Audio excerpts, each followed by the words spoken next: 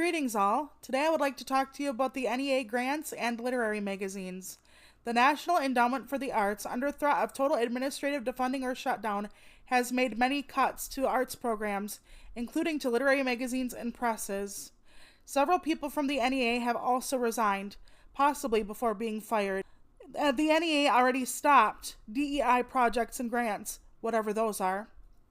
The presses that have lost their funding include BOA Editions, Deep Vellum, Red Hen Press, Nightboat Books, Milkweed Editions, and more. Magazines include the Paris Review, McSweeney's, Bennington Review, One Story, Electric Lit, and American Short Fiction. This is not a comprehensive list. In the description, I will actually have a crowdsourced Google document for you to see everything on the chopping block. So many other art, writing, and dance groups have taken money cuts or have gotten defunded completely. Of note, literature and translation and international focused literature has been cut, which makes sense for those who want isolation. Even if we ignore culling funding to libraries, museums, and arts organizations, the institutions promoting varied thought and expression, something that, along with attacking or heavily constricting education, is what authoritarian regimes do, something doesn't add up. Funding is said to be cut in order to balance the budget. Last year, the United States government spent $6.75 trillion, and it promises a new $3.8 trillion tax cut over the next 10 years. They cut $121 million from the NEA down to just $29 million, hence all of the revoked grants.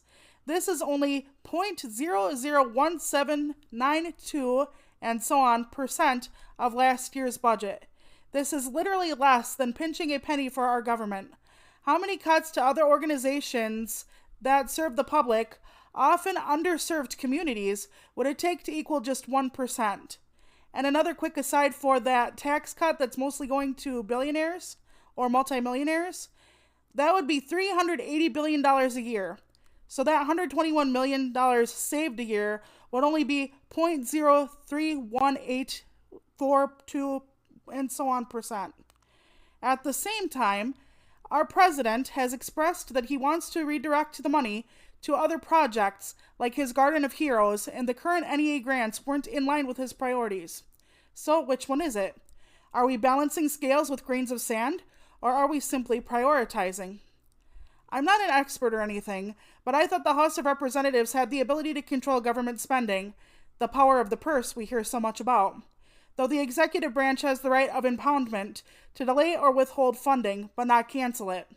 And if he does, he's supposed to do it through special orders. I don't know if such an order was passed down, but I would be curious about that.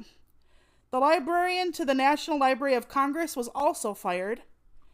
Weren't we supposed to create more jobs, by the way? And the head of the Copyright Office was fired too. Not quit, fired.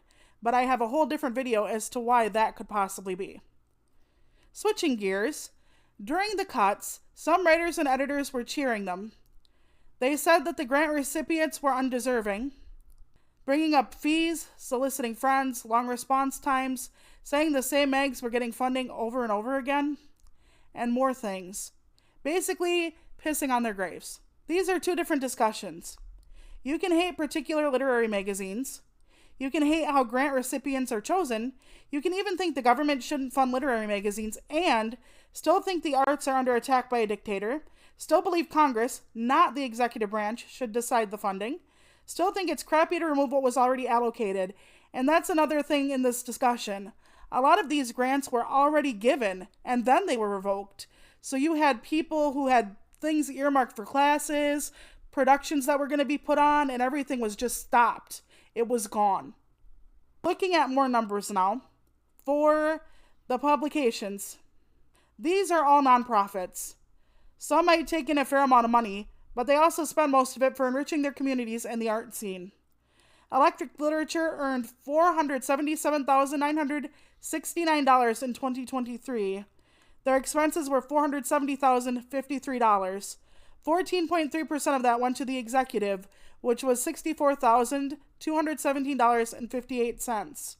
American Short Fiction earned $289,164 in 2021. Their 2023 expenses were $288,336. 34% went to their editors at $98,034.24. And these are multiple editors. It isn't just one person at least getting that. I don't know about the executives at the top of the Paris Review or Electric Literature. I couldn't find the numbers really. The Paris Review earned quite a bit of money, spent quite a bit of money, but the executive who gets 12% was still getting over $400,000 a year. But while writers are fighting among each other, it is a happy accident. We're too busy supporting or shitting on lit mags to unite. This is yet another pulled Jenga block in the tower of expression and the arts. Mostly authoritarian regimes, I have said this before, deride, curtail, dismiss, dismantle arts and education. And just as an aside, Trump is now the head of the Kennedy Center. Restrictions on the arts, including book bans and the greater defunding of libraries and public education, is a weekly occurrence. They will say they're protecting the children, lowering the national debt, and prioritizing America to get you to nod along, peel the wallpaper from your own house, and smile. Creatives, writers, actors, and painters are some of the first political dissidents jailed in authoritarian regimes. Education and flourishing art scenes nurture new ideas and differing perspectives. They are not stifled in a free country.